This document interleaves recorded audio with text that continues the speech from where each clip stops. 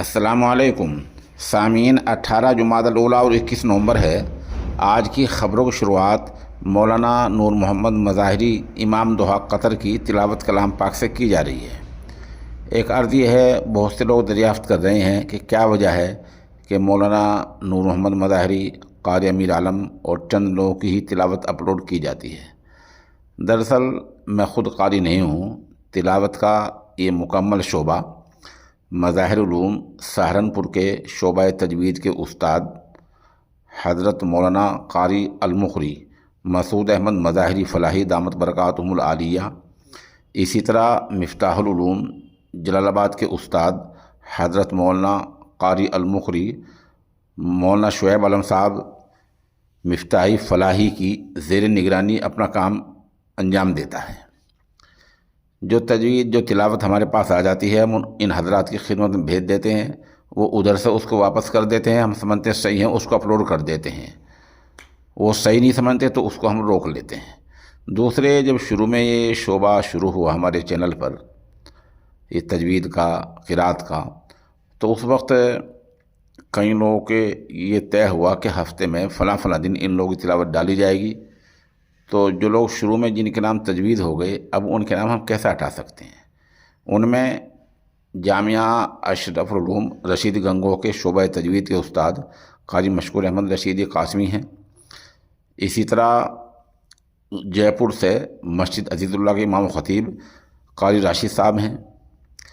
اسی طرح نگینہ میوات سے مفتی احمد حسین صاحب ہیں۔ مولانا نور محمد صاحب مظاہری ہیں اور قاری امیر عالم قاسمی ہیں۔ ہفتے کے 5 دن ہمارے طے ہیں، اب 2 دن بچے ہیں۔ ان 2 دنوں میں کبھی قاری مسعود صاحب اپنی ثوابدید کے مطابق کسی گجراتی عالم قاری کی تلاوت بھیج دیتے ہیں، اور باقی 2 دن خالی رہتے ہیں تو اور تلاوتیں ہمارے پاس آتی ہیں، ہم ان میں سے کسی ایک کو اپلوڈ کر دیتے ہیں۔ وہ بہت ساری آتی رہتی ہیں، اس لیے کبھی کبھی کسی تلاوت میں 20 دن 25 دن اس طرح وقت لگ جاتا ہے۔ اعوذ باللہ من الشیطان الرجیم، بسم اللہ الرحمن الرحیم،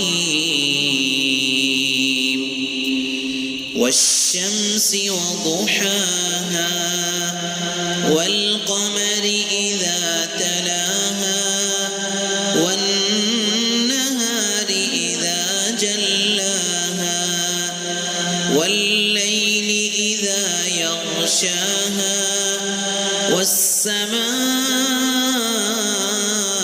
وما بناها والأرض وما طحاها ونفس وما سواها فألهمها فجورها وتقواها قد أفلح من زكاها وقد خاب من دساها كذبت ثمود بطغواها إذ انبعث أشقاها فقال لهم رسول الله ناقة الله وسقياها فكذبوه فعقروها